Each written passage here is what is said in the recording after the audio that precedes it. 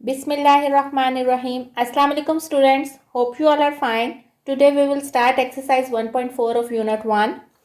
In previous lectures we completed exercise 1.3.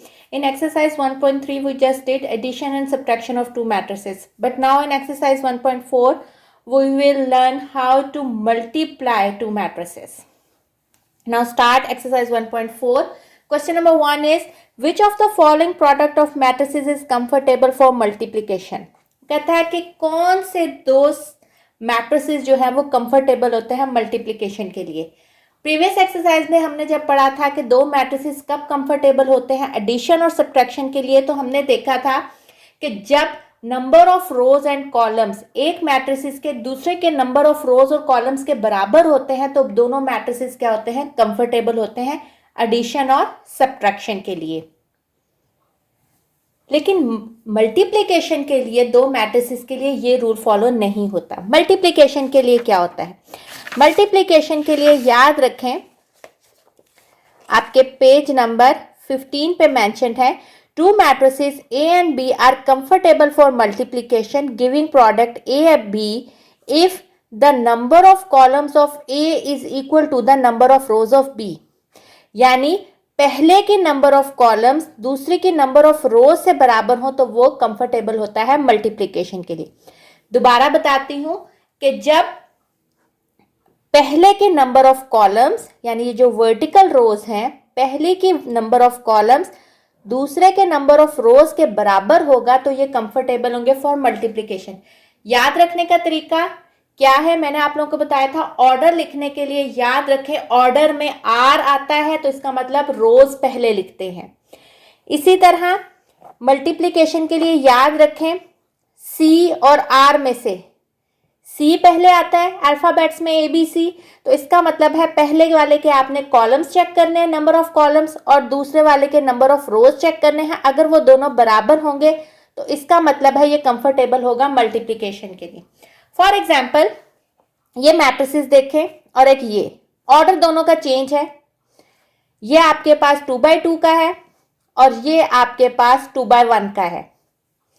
अब अगर आप देखें इसकी कॉलम कितने हैं 2 और इसकी रोज कितनी है 2, इसका मतलब है इसके कॉलम और इसकी रोज आपस में बराबर हैं।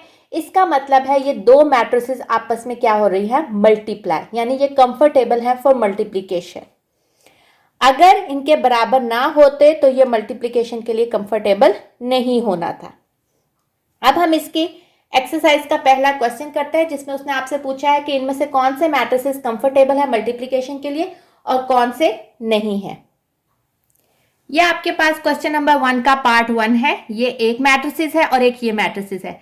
वो आपसे पूछ रहा है which of the following product of matrices is comfortable for multiplication. आपने बताना है क्या ये कंफर्टेबल है मल्टीप्लिकेशन के लिए। तो सबसे पहले हम चेक करते हैं पहले वाले मैट्रिसेस के कॉलम। सी पहले आता है तो पहले मैट्रिक्स के कॉलम चेक करते हैं। तो इसके कॉलम्स कितने हैं 1 2 और इसकी रोज कितनी है 1 2। तो हम लिखेंगे number of columns of first matrix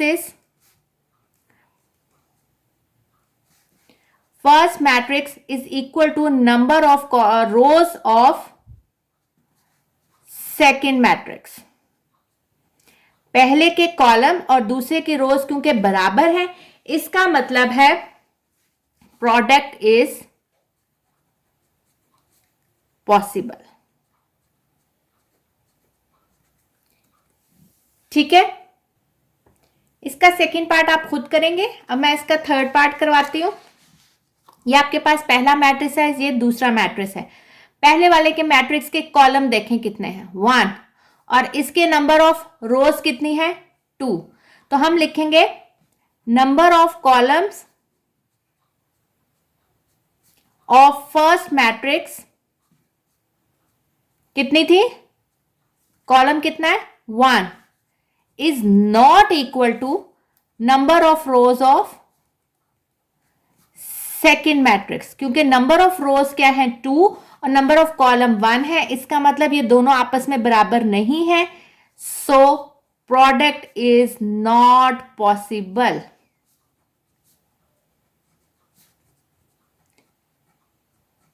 इसके बाकी पार्ट्स आप खुद कर लेंगे।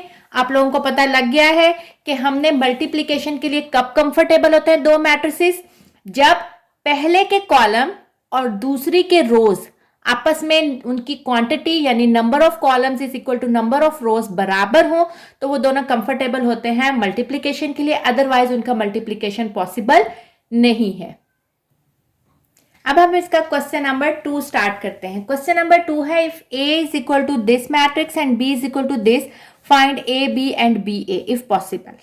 ठीक है, आपके पास A B उसने दो मैट्रिसेस दिए हुए हैं, आपने उसको चेक करके देना, उसका प्रोडक्ट निकालना है। सबसे पहले हम देखते हैं कि ये कंफर्टेबल है या नहीं। इसके नंबर ऑफ कॉलम्स देखें 2 और इसके नंबर ऑफ रोज देखें 2, इसका मतलब ये पॉसिबल है। A B फाइंड आउट करना। अब ए बी करते कैसे हैं फाइंड आउट, पहले ए बी में हम ए मैट्रिक्स लिखेंगे और फिर बी लिखेंगे। अब इसको मल्टीप्लाई कैसे करते हैं, मल्टीप्लाई करते हैं पहले की ये जो रो है ये मल्टीप्लाई होगा पहले के कॉलम से, उल्टा एल बनता है। दोबारा बता रही हूं, पहले की रो दूसरे के कॉलम से मल्टीप्लाई होगी। कंफर्टेबल में हम पहले कॉलम चेक करते थे, लेकिन ये उससे बिल्कुल ऑपोजिट होगा। इसमें हमने रो को, पहली की रो को दूसरे के कॉलम से मल्टीप्लाई करना है। किस तरह, सबसे पहले 3 को 6 से मल्टीप्लाई करना है, 3 इंटू 6। बीच में आपके पास प्लस आएगा, फिर 0 को 5 से मल्टीप्लाई करना है। आपके पास देखें एक रो और यहां ये कॉलम खत्म हो गया। अगर यहां दूसरा कॉलम भी होता फिर हम यहां फर्दर आगे और करते, जैसे आगे क्वेश्चंस आएंगे तो मैं उसमें बताऊंगी। दोबारा सुने, इसकी रो को इसके कॉलम से मल्टीप्लाई करना है, पहले एलिमेंट को पहले के साथ, दूसरे को दूसरे के साथ, उल्टा एल की तरह। ये देखेंगे ऐसे उल्टा एल बन रहा है। अब नीचे वाला भी सेम ऐसे ही होगा, पहले ये -1 6 से मल्टीप्लाई होगा, प्लस का निशान आ जाएगा, फिर 2 5 से मल्टीप्लाई होगा। अगर आपको ऊपर वाला उल्टा एल याद है तो नीचे वाला जो है वो सेम उस पैटर्न पे होगा। ये उल्टा एल तो नहीं बन रहा, लेकिन ये भी कॉलम, ये जो भी रो जो है वो इस कॉलम से मल्टीप्लाई हो रही है। फर्दर आगे क्या करेंगे, 3 इंटू 6 18 प्लस 0, 6 इंटू -1 -6 प्लस 10, तो आंसर आपके पास आ जाएगा 18 और यहां 4। तो आपके पास ए बी का प्रोडक्ट आया है 18 और 4। अभी आप लोगों को अगर समझ नहीं आए, आप प्रैक्टिस करेंगे या अगर हम फर्दर मूव करेंगे तो आपको मल्टीप्लिकेशन ज्यादा अच्छे तरीके से समझ आएगी। अब हम इसका सेकंड पार्ट करते हैं, बी ए, और उसने आगे साथ लिखा है इफ पॉसिबल। सबसे पहले हम लिखते हैं बी ए, बी का लिखेंगे पहले 6 5 और ए मैट्रिक्स लिखेंगे 3 0 -1 2। देखें अब आपके पास पहला जो है वो बी बन गया। अब चेक करते हैं क्या ये कंफर्टेबल है मल्टीप्लिकेशन के लिए। तो हमने मल्टीप्लिकेशन के लिए देखा था, पहले के कॉलम चेक करते हैं। इसके कॉलम कितने 1 और इसकी रोज कितनी है 2, तो इसका मतलब है इसके number of columns of B is not equal to number of rows of A, यानी पहले के कॉलम दूसरे की रोज के बराबर नहीं है। So B A is not possible, इसलिए हम बी ए उसका प्रोडक्ट जो है, यानी ए बी तो पॉसिबल था लेकिन बी ए जो है वो पॉसिबल नहीं है। अब इसका हम क्वेश्चन नंबर 3 करते हैं। क्वेश्चन नंबर 3 है फाइंड द फॉलोइंग प्रोडक्ट्स। आपने इसके प्रोडक्ट फाइंड आउट करने हैं जिस तरह हमने पीछे किया। अब ये आप इस तरह अगर इसके क्वेश्चन नंबर 4 कंप्लीट कर लेते हैं तो आपको प्रोडक्ट जो है वो बहुत अच्छी तरह समझ आ जाएगी।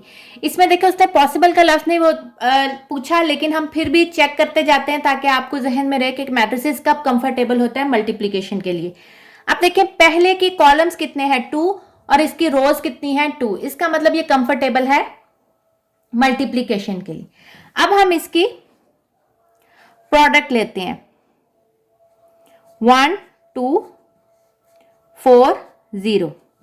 मैंने अभी आपको बताया था कि मल्टीप्लिकेशन के लिए हम एल बनाते हैं, यानी इसकी रोज और इसका कॉलम।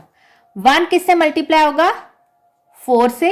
ये एरो मैंने सिर्फ आपको याद करने के लिए, या एक दो दफा आप बनाएंगे तो आपको खुद ही प्रैक्टिस हो जाए। पेपर में ये नहीं बनाना, ये सिर्फ आप लोगों की आसानी के लिए है कि आपको याद रहे कि ये कॉलम इसकी रो से मल्टीप्लाई हो रहा है। पहली एंट्री इसकी पहले, इसकी रो की पहली एंट्री इसकी कॉलम की पहली एंट्री से मल्टीप्लाई होगी, बीच में प्लस का निशान, और 2 जो है वो किससे मल्टीप्लाई होगा? 0 से। अब देखें नीचे आपके पास और कोई रो नहीं है, वरना हम नीचे भी इसको अगले स्टेप में जैसे हमने ऊपर किया था तो वो करते, अगर यहां इसकी दूसरी रो होती। तो अभी हम इसको आगे सिंप्लीफाई करते हैं। 4 1 जार 4 प्लस 2 0 जार 0, तो आंसर इसका आ जाएगा आपके पास सिंपल 4। अब हम इसका सेकंड पार्ट करते हैं। सेकंड पार्ट है 1 2 5 माइनस 4। पहले के कॉलम्स और इसकी रोज, ए के कॉलम या पहले मैट्रिसेस के कॉलम और इसकी रोज आपस में बराबर है, इसका मतलब ये कंफर्टेबल है मल्टीप्लिकेशन के लिए। अब हम इसकी मल्टीप्लिकेशन करते हैं, जैसे प्रीवियस पार्ट में किया था सेम वैसे ही है। ये रो इस कॉलम से मल्टीप्लाई होगी। 1 इंटू 5, बीच में प्लस का निशान, क्योंकि जब तक एक रो की वैल्यूज कंप्लीट नहीं होती आप बीच में प्लस डाल के करते रहेंगे।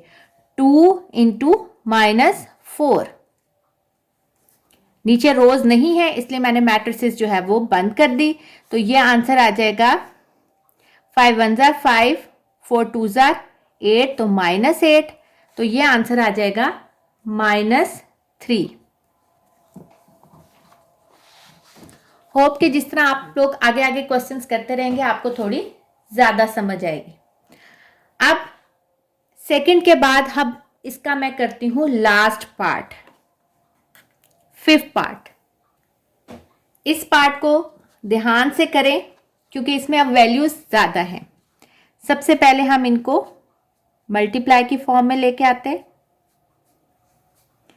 पहले चेक कर लेते हैं क्या ये कंफर्टेबल है।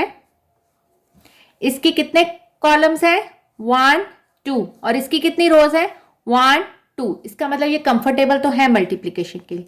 अब मैंने आप लोगों को बताया था कि उल्टा एल बनाते हैं, यानी इसकी रो और इसका कॉलम। ठीक है, ये रो और ये कॉलम, लेकिन ये रो इस कॉलम से भी होगी क्योंकि पीछे हमने जितने भी क्वेश्चंस किए हैं उसमें एक ही कॉलम था, लेकिन इसमें आपके पास देखें 2 कॉलम्स हैं।